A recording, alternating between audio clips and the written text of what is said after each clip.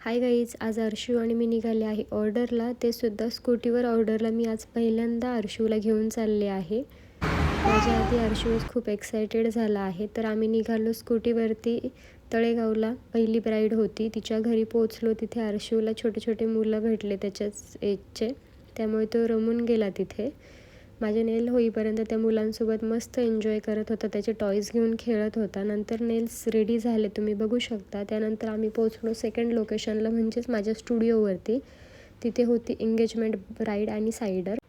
नवरीपेक्षा कलवरीच खूप भारी दिसली पाहिजे असं प्रत्येक कलवरीला वाटतं, त्यामुळे पहिल्यांदा कलवरीचे नेल्स करायला घेतले. नेल्स करताना अर्शू सारखा मध्ये मध्ये करत होता, फोटोज काढून देत नव्हता. त्याला पण फोन पाहिजे नव्हता फोटोज काढण्यासाठी. नेल्स रेडी झाले आहेत, तुम्ही का त्रास देतो? मी नेल्स करतेत ना, ते दीदीचे नेल्स नको करू का मी? त्यानंतर ब्राईडचे नेल्स करायला सुरुवात केली. ब्राईडसोबत गप्पा गोष्टी करत तिचे नेल्स रेडी केले. फायनल लुक तुम्ही बघू शकता. त्यानंतर अर्शूने त्या क्लायंटला बाय केले. स्वामी तुमचं नाव मुखात आहे म्हणून मी सुखात आहे. श्री स्वामी समर्थ.